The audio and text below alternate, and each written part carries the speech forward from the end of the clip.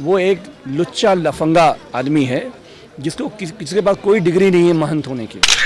तो जो भाषा का उन्होंने इस्तेमाल किया था, समाजवादी पार्टी के लोग जिस दिन वो टकरा जाएंगे उनसे बातचीत हो जाएगी। जैसे हमने 2024 में जो बीजेपी आरएसएस की जो गुंडई थे, 2024 में उत्तर प्रदेश में मिट्टी मिलाने का काम किया हमने कि हम सारे साधु संतों से कहेंगे कि एक और साधु संत को वापस लेते जाइए। जो साधु संत आए थे लखनऊ, ना सरकार चला पाए, ना साधु संत गिरी जो करनी है वो कर पा रहे हैं। तो मानिक अखिलेश जी का बिल्कुल सही कहना है कि Yogi Adityanath is total failure person. ना उनको शासन पता है, ना प्रशासन पता है। आज जो घटनाएं हुई हैं, तकरीबन 500 परिवार अपनी माँ, बाप, भाई, बहन को ढूंढ रहे हैं, वो मिसिंग हैं। योगी आदित्यनाथ एक ऐसे मुख्यमंत्री हैं जिन्हें ना रोज़गार की चिंता है, ना उत्तर प्रदेश में विकास की चिंता है। उन्हें सिर्फ एंटी मुसलमान, मुसलमानों के खिलाफ जहर बोकना, मुसलमानों के खिलाफ उनके घर को बुलडोज करना।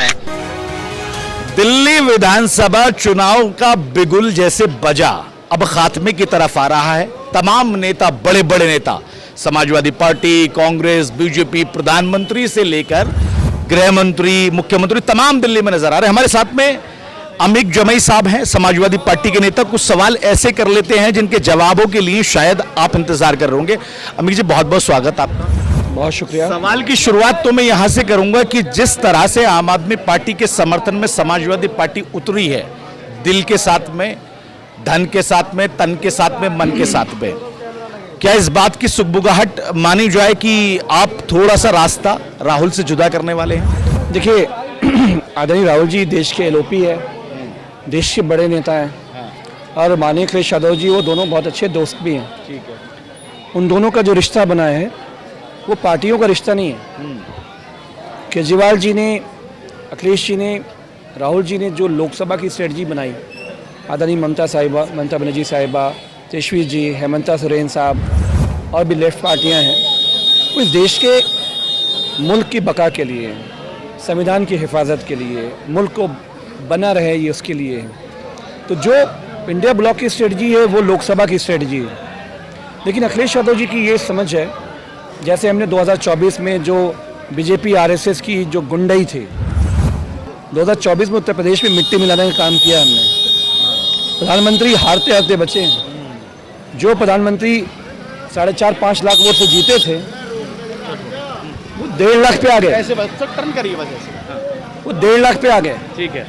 तो जो प्रधानमंत्री डीएम की मदद से लोकसभा जीता हो, चलते रहिए क्या? जी जी। लोकसभा जीता हो, तो अखिलेश यादव जी की ये समझ है कि जिन राज्यों में इंडिया ब्लॉक की बड़ी पार्टियों की ताकत है, शक्ति है, हमको उन्हें और मजबूत करके बीजेपी को तोड़ने की जरूरत है। लेकिन हम जैसे जंगपुरा में हैं, हम देख रहे हैं कि फरहाद सूरी यहाँ पे कहीं नहीं है।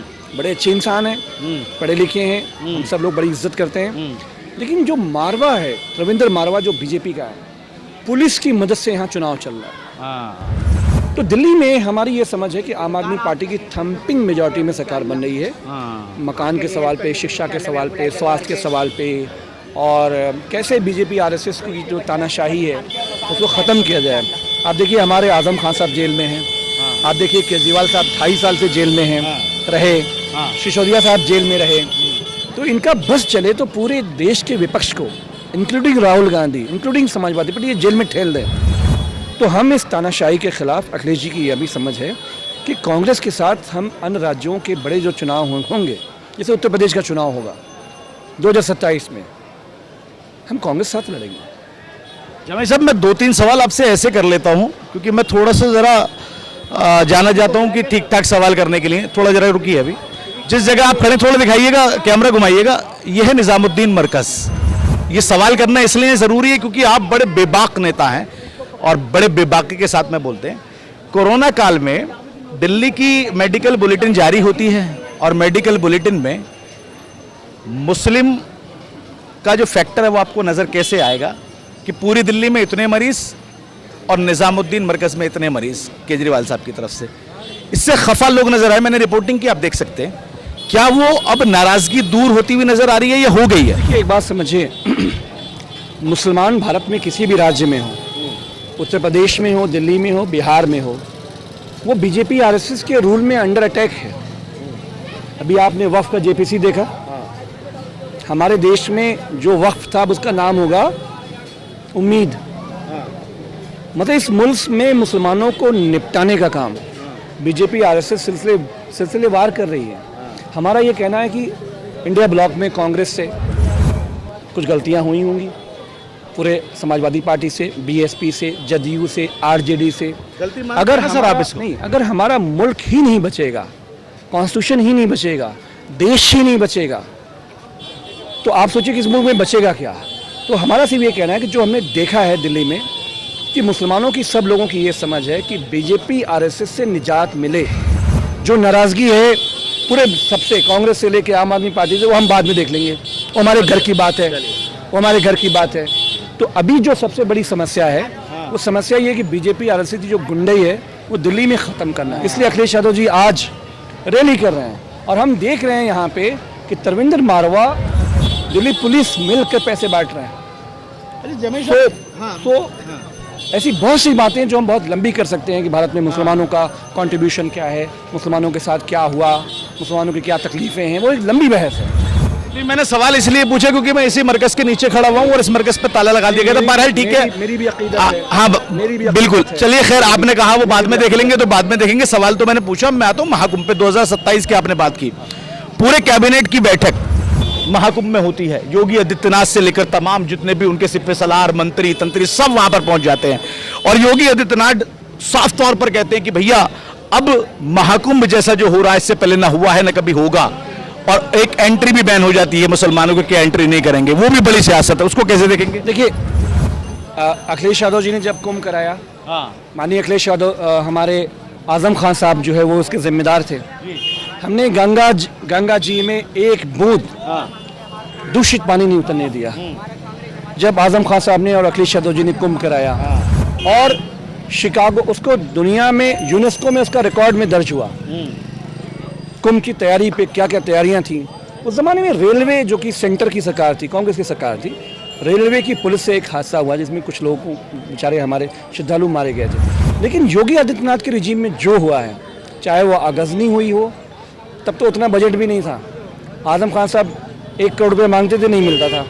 6000 करोड़ का बजट में कुंभ हो रहा है और हमारे जो हिंदू श्रद्धालु भाई गए हैं, 80% श्रद्धालु खुले आसमान में, बुजुर्ग, हमारे बच्चे, माएँ कुंभ में अकीदत में पहुंची हैं। इंतज़ाम नहीं है। गंगा जी के बारे में जो एनजीटी का सवाल है, एनजीटी ने कहा कि जो गंगा जी का पानी है, हमारे जो हिंदू भाइयों की आस्था है उसको आचमन करना और उसको डुबकी लगाना, पानी इस लायक नहीं है कि आप उसमें आचमन कर सकें। तो मुख्यमंत्री योगी जी के बारे में अखिलेश जी ने बहुत सही कहा था कि हम सारे साधु संतों से कहेंगे कि एक और साधु संत को वापस लेते जाइए।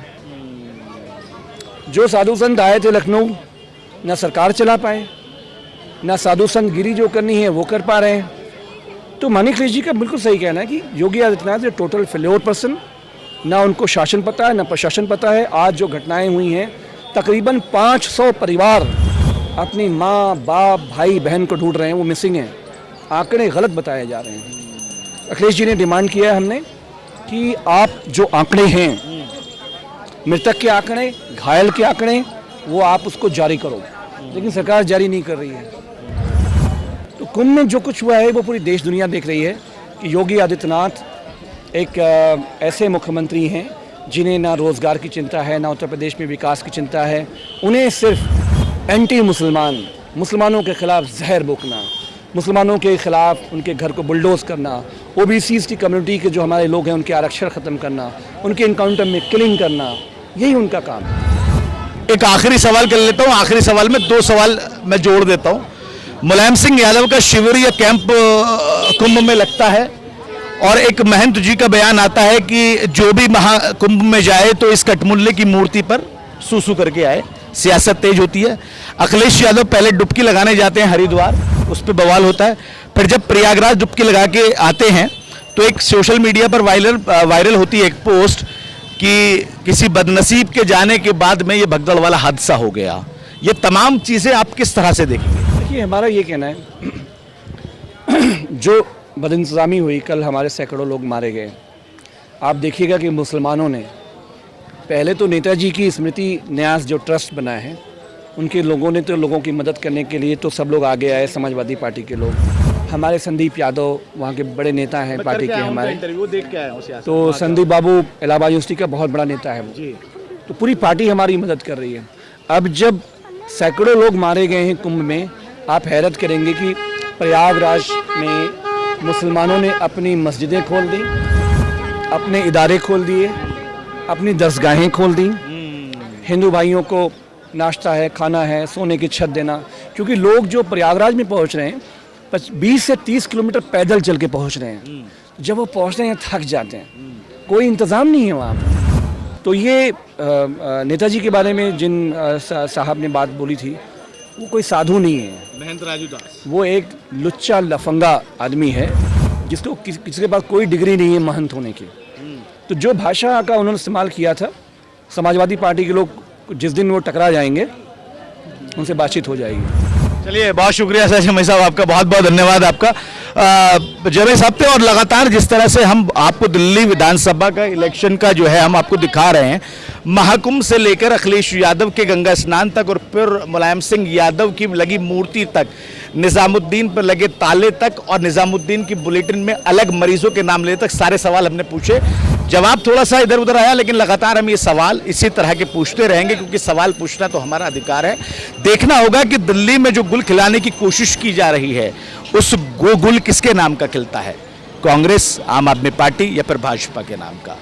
मरकज निजामुद्दीन से नाव नोएडा के लिए अफी हिंदुस्तान।